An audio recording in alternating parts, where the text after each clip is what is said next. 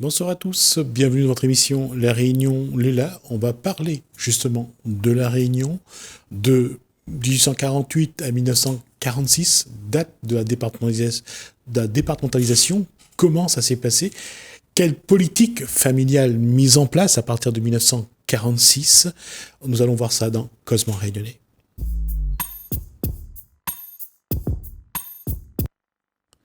Corinne Savon-Mareux, bonsoir. Bonsoir. Et on s'était arrêté justement sur cette époque de 1848 à 1946, un siècle presque. 1848, on donne le droit aux hommes de voter, c'est le début du suffrage universel masculin. Il faudra attendre 1945, presque un siècle plus tard, pour que la femme ait le droit également de voter. Et c'est un paradoxe parce que à l'époque, surtout en Russie, les femmes se révoltent, les femmes sont contre la guerre et les femmes essayent de participer à cette évolution de la société.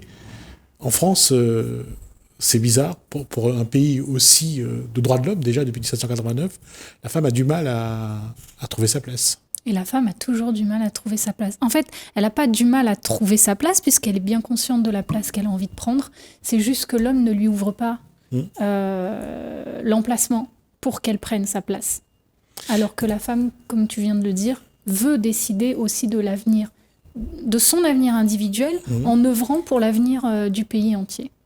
Mais reste une chose qui est vraie, c'est que dans l'évolution, pour une raison qu'on connaît, parce que bon, ce n'est pas seulement en France, c'est malheureusement dans le monde où la femme a du mal à exister, à accéder à des postes.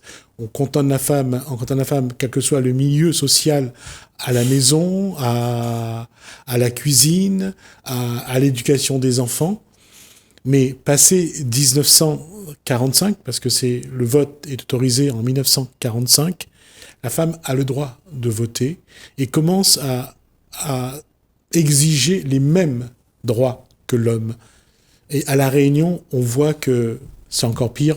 La femme est mère porteuse, entre guillemets. Elle est là pour faire des enfants, elle est là pour s'occuper des enfants. Et quand on ajoute à ça une île avec toutes ces communautés, on ajoute la précarité, la misère. La femme est aussi, j'allais dire, l'individu qu'il faut surveiller. Il faut surtout maîtriser la natalité. Voilà, exactement. Et c'est complètement fou, puisqu'on l'avait vu au fil des émissions précédentes, où la femme devient précieuse pour coloniser l'île. Et là, à partir de 1946, date de la départementalisation, on va chercher à maîtriser les naissances des femmes à La Réunion.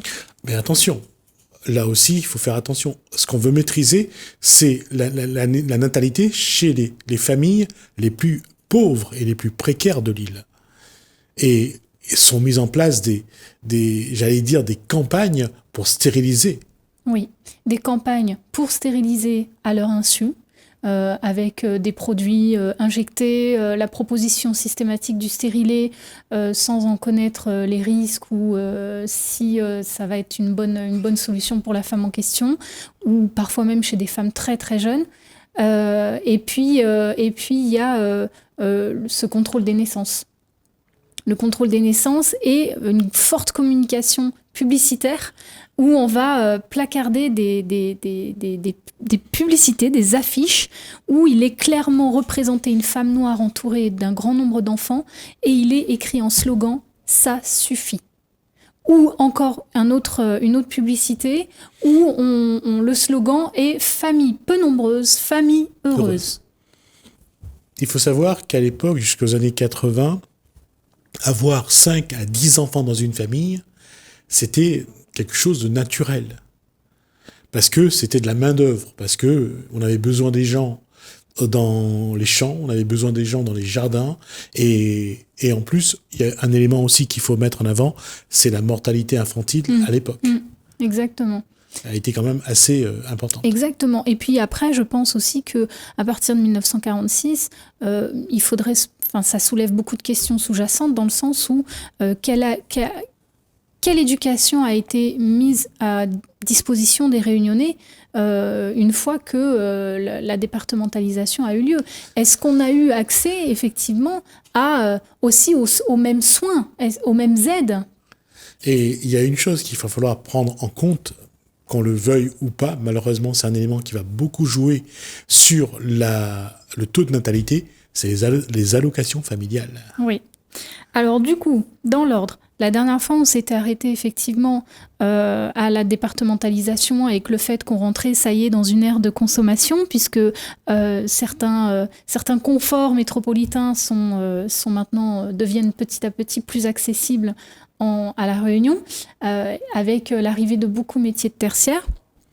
Donc, La Réunion sort de son statut de colonie. Alors ça, c'est ce qui est officiel, sur le papier. Sauf qu'il s'avère que les opérations qui sont menées entre 1946 et 1981, jusqu'à ce que, il me semble, François Mitterrand prenne le relais. Oui, arrête le bimidum. Voilà. Donc du coup, là, on a un traitement pendant près de 40 ans qui est alarmant, en fait, dans le sens où on a la sensation d'être de nouveau dans une ère d'esclavage, mais moderne. Moderne, sans jamais prononcer le mot esclavage, puisqu'on cherche encore à maîtriser les familles de la Réunion. On cherche à maîtriser les revenus, puisque les allocations seront soumises sous beaucoup de conditions, voire même, elles ne sont même pas versées directement aux familles, elles sont versées à un fonds spécialisé qui déduit lui-même... entre autres, la cantine scolaire. Des formes de retenue. Ouais. Ensuite, on a ces fameuses stérilisations forcées ou contraception fournie au détriment d'une information médicale claire. On a aussi affaire, du coup, après, on va prendre soin de vos enfants, confiez-les-nous, on les envoie en métropole. Voilà, c'est le début donc ce qui va devenir le dossier des enfants de la Creuse.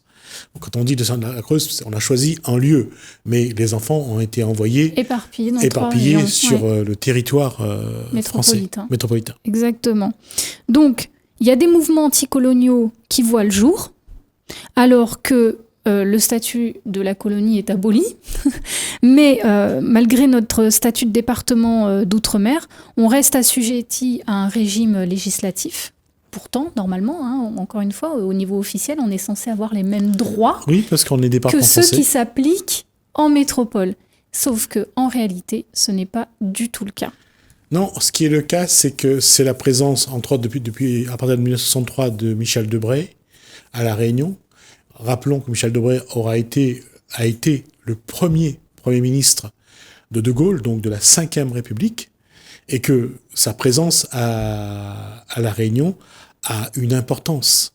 Parce que ce qu'il va dire fait parole d'évangile, comme son ordonnance de 1961, où ceux qui créent le désordre, entre guillemets, selon la loi, doivent être mutés en métropole. Cette fameuse ordonnance Debré qui va envoyer des personnes comme Boris Gamaleya, comme Jean-Baptiste Ponama, comme l'ancien et défunt maire de la Possession, Roland Robert, en métropole, parce que à ce moment-là, le Parti communiste, pour être plus clair, gênait les personnes qui étaient dans l'autre camp. Et son discours est d'ailleurs... parmi nos recherches, on est retombé sur un de ses discours publics où c'est très très fort comme message politique, où en surface, il précise « Nous avons compris vos difficultés, nous avons entendu la souffrance des Réunionnais ». Et finalement, en sous-jacent, il vient mettre en place pas mal de procédures qui vont provoquer des drames familiaux, des déracinements. Encore une fois, ça veut dire que pendant l'esclavage, il y a eu des déracinements des pays d'origine pour coloniser l'île et mettre de la main-d'œuvre en place. Et finalement, même après l'abolition de l'esclavage et la départementalisation du territoire, on a de nouveau affaire à des déracinements sur les générations suivantes pour des opérations qui sortent de l'entendement quand on le regarde de loin, enfin aujourd'hui, mais en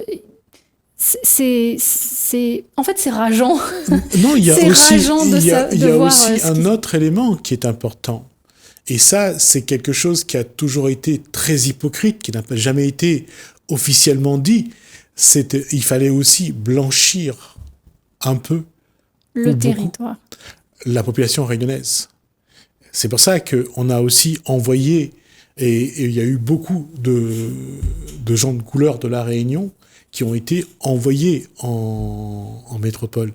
Il y a une volonté, et jusqu'à aujourd'hui d'ailleurs, il y a une volonté que la couleur soit celle que décident ceux qui ont les moyens de le décider. Avec une interdiction de parler créole sur le territoire métropole. Voilà. En France, oui, à l'école, dans les foyers dans lesquels ils étaient, ou même les familles d'accueil ensuite, ils avaient interdiction de parler créole. Oui, c'est une autre façon de couper les racines.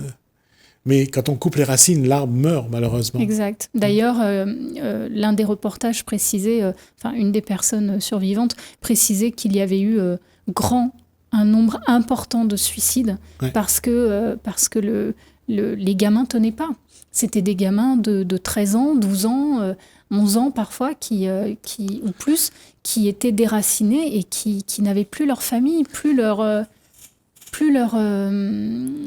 repère, le repère de leur environnement. D'ailleurs, je veux dire, c'est assez simple de faire preuve d'empathie face à ce que ces personnes ont pu vivre, dans le sens où nous-mêmes, déjà, je vais parler en mon nom, mais 2 semaines d'affilée en région parisienne ou en France, peu importe si c'est au centre, au sud ou dans le nord, je commence déjà à étouffer.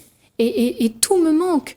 La couleur du ciel me manque, la couleur des arbres me manque, le bruit des oiseaux qui est constant à La Réunion, les odeurs de l'herbe chaude quand on est au port ou des caries qui commencent à cuire depuis 10h du matin dans les rues.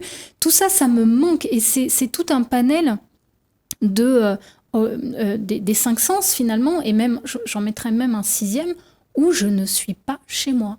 Je ne suis pas chez moi, je le sais. Et il manque en plus toutes ces habitudes olfactives, auditives ou visuelles qui font que ça crée encore plus un cafard.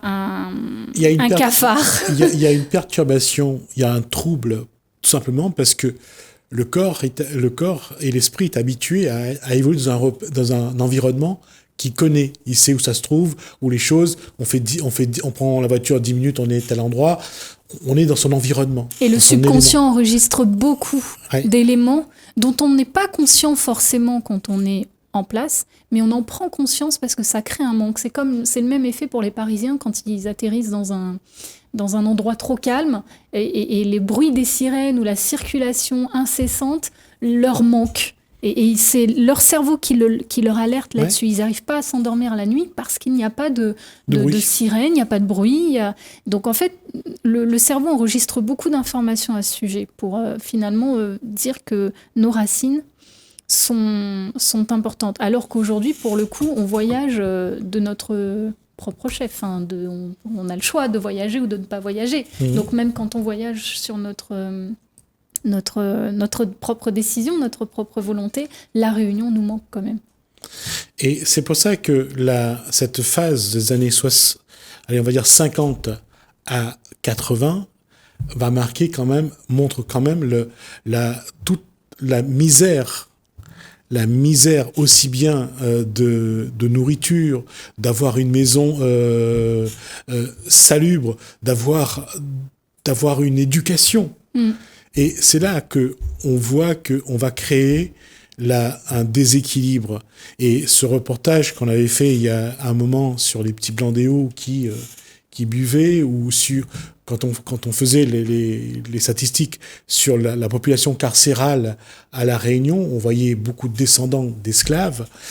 C'est là qu'on voit que le passé, malheureusement, n'est pas passé, mais qu'on le porte dans le présent. Ouais, on le porte, il s'inscrit, en fait, il laisse des stigmates dans le présent, et il est très, très difficile, mais autant pour les personnes qui le vivent que pour le regard extérieur, il est très difficile de se débarrasser de ces stigmates, et donc qui entraîne forcément des préjugés, malgré que la population puisse évoluer et changer.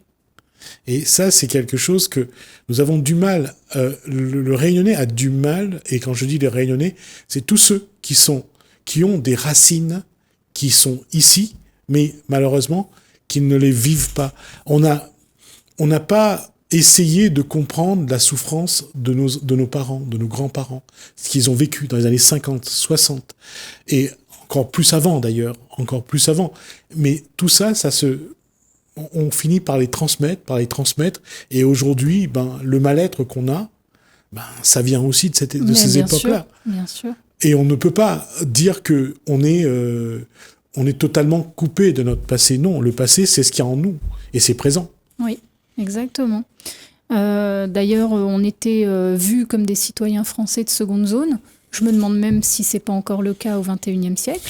Mais bref. Il faut noter que la plupart du temps, il y a une composante féministe dans les luttes anticoloniales, par rapport à, notamment par l'Union des femmes réunionnaises, l'Union des femmes guadeloupéennes et l'Union des femmes martiniquaises, qui ont toutes été créées dans la même période pour pouvoir se défendre.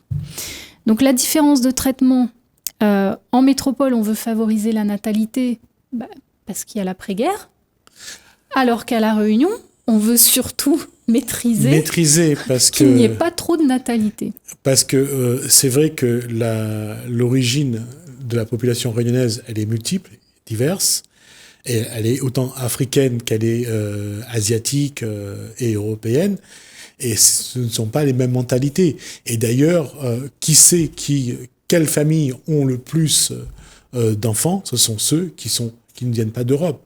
Parce qu'en Europe, avoir beaucoup d'enfants, ce n'est plus ils ont déjà dépassé ce stade-là. Alors que pour les autres, avoir des enfants, c'est une richesse, d'autant que dans les années 50-60, la mortalité infantile est encore importante. Oui. Et par contre, il y a quand même en métropole, ça dépend des catégories d'appartenance religieuse. On a encore, au XXIe siècle, des communautés religieuses métropolitaines qui favorisent d'avoir plusieurs enfants, et ça fait même partie d'une forme de normalité pour eux, d'avoir plus de 4 à 5 enfants, et voire plus, au sein d'une même famille, sinon ils ne sont pas considérés comme des bons... alors je ne sais plus si c'est chrétien ou protestant, enfin je ne sais plus c'est quelle religion, mais effectivement, en tout cas au cœur de Paris, ça se fait vraiment ressentir qu'il y a des formes de religion, d'appartenance religieuse, où il est important justement de fonder d'avoir une grande fratrie. D'avoir une grande famille, parce que ça, c'est l'image que professent certaines religions. On le voit dans les livrets qu'ils font.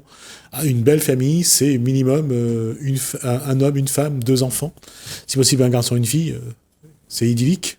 C'est idyllique d'avoir un certain équilibre, effectivement.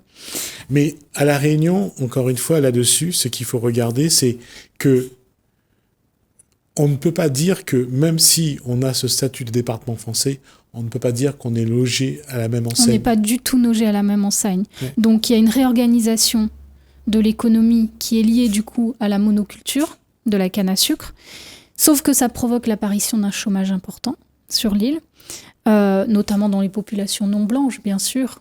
Tout le monde ne va pas travailler dans les champs de canne. Donc la masse de population pauvre va s'engager justement dans ce mouvement anticolonial pour faire reconnaître ses droits, mais sauf que ça effraie les pouvoirs publics. Ça effraie les pouvoirs publics, et les pouvoirs publics, du coup, vont commencer à engager des mesures fortes pour freiner cette rébellion-là qui est en train d'arriver, et cette colère de la population pauvre et non blanche, parce que forcément, plus ils font d'enfants, plus on va se retrouver avec une masse de population qui va venir se rebeller contre l'État. Donc, les femmes, elles, par essence, elles sont au cœur du travail reproductif. Et c'est elles qui deviennent la cible. D'où, comme on l'a dit, les contraceptions qui vont être imposées. Qui vont être vraies. Alors, ce qui est important à dire aussi dans cette différence de traitement, c'est qu'en 1948, jusqu'en 1948, malgré la départementalisation, on a un salaire inférieur à 50% de la métropole. De 50%. Malgré pour autant des observateurs de métropole qui viennent à La Réunion constater les faits et mettre en alerte. Vraiment, de faire remonter cette information, c'est pas normal. À La Réunion, ils sont déjà dans un état de pauvreté important, de précarité. Donc, et les salaires sont anormalement bas, malgré qu'encore une fois, on soit pourtant un département français et on ne bénéficie pas des mêmes critères en matière de rémunération. Et donc là, malgré l'observation de ces chercheurs, l'État n'engendre pas encore de toute façon, en plus on le voit encore aujourd'hui. Non, je laisse terminer parce que je vais conclure là-dessus, effectivement. L'égalité sociale à La Réunion a été conclue en 1995 par Jacques Chirac. Donc ce qui veut dire que le SMIC a été au même niveau, le SMIC réunionnais était au même niveau de la métropole, et il y a seulement 25-26 ans. Oui, et encore, à cette époque-là, même, à noter, les employés de maison ne peuvent pas bénéficier du SMIC jusqu'en 79.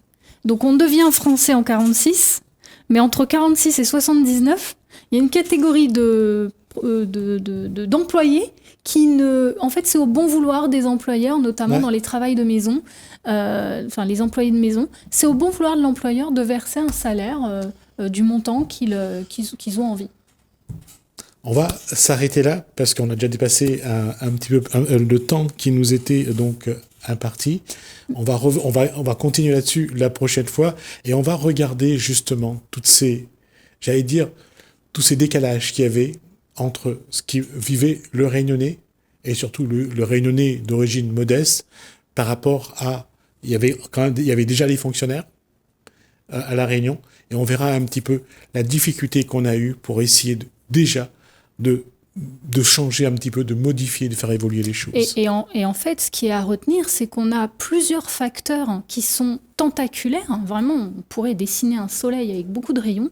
On a plusieurs facteurs qui sont tentaculaires, qui viennent finalement nourrir un problème qui cherche à se résoudre, mais qui est très difficile, puisque beaucoup de stigmates du passé et beaucoup aussi de barrages de la part des pouvoirs publics.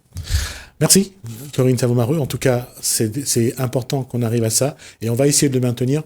Pourquoi ? Parce que dans le cadre de l'élection présidentielle, ça sera bien de voir aujourd'hui comment peut évoluer ce qui est aujourd'hui de La Réunion, parce qu'il y a encore beaucoup de choses à faire évoluer. Et ça va être, à mon avis, ça va être des discussions animées, nos prochaines interventions. Merci, Corinne Savomareux. Merci à vous de nous avoir suivis. Merci Hélène, merci François. Je vous dis à bientôt.